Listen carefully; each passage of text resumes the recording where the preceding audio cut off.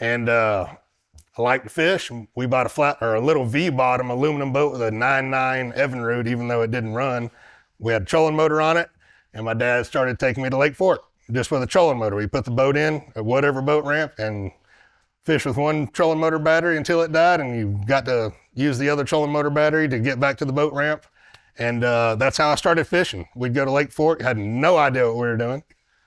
You know, you read about it in magazines back then, and my uncle would send me like VHS tapes of fishing shows to the house, and I'd watch them. And, you know, I became a bass fishing addict. I wanted to learn.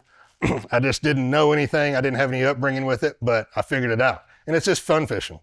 You know, at this point in time in my life, I'm just addicted to fishing, and I'm starting to get that bass fishing itch. And Lake Fork was in its prime in the late mid 90s. You know, the boat ramps had thousands of boats back then. The lake was full of hydrilla.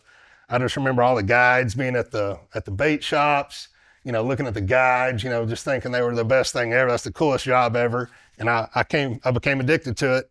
And obviously went to high school, learning a little bit more, bought a little bit bigger boat, fished around East Texas all throughout high school. Still no tournament fishing, you know. This is just fun fishing. Go to high school, continue fishing, go to college, play football. And as soon as I get out of college, I start tournament fishing some. You know, just weeknight stuff, Thursday nighters, Tuesday nighters. And I'm learning a little bit more. I'm still, you know, getting my butt kicked most of the time, but eventually, if you keep working enough at anything, you're going to start doing better. You're going to progress. And I started winning, and I started winning everything, winning a lot, winning everything. And I was still living in Monroe, Louisiana at the time. But I felt like man, you know, I'm looking at the state of Texas, and they got bass champs and triple T's. These guys are fishing for $20,000 to $30,000 every weekend, you know. I'm winning every Tuesday and Thursday nighter on Darbon and Darbon Bayou and Caney Lake and all these little lakes. I can go to Texas and compete with that. So I started traveling from Monroe and West Monroe all the way over to Texas and fishing bass champs. Well, the first year I fished, I didn't cut check. Got my butt whipped 5 times. Figured out real quick I didn't know anything about competitive bass fishing on the level that we have here in the state of Texas. But I'm a competitor, so I want to figure it out. So I go back the next year, I cut a check in every single event I fished. But I learned how to practice, I learned how to prepare, learned the lakes a little bit better. And at this point in my life, I'm wanting to be a guide on Lake Fork. Like I said, I looked up to those guys when I was growing up fishing over there in East Texas. And that's what I did. I was dating a girl for 5 years at this time.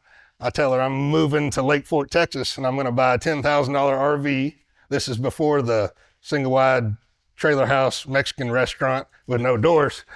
I tell her this, and she's like, dude, you're crazy as hell. You know, I'm not moving with you. And sure enough, I packed my stuff up Friday, and I drove all the way to Lake Fork. I bought this little RV in Williams Creek, right? That RV deal where you caught those fish in front, Dakota has a little history there. And I bought a 1997 Skeeter SS140. It had a Mercury Tower power on it. You couldn't even start the thing. You had to have like 5 batteries to start it.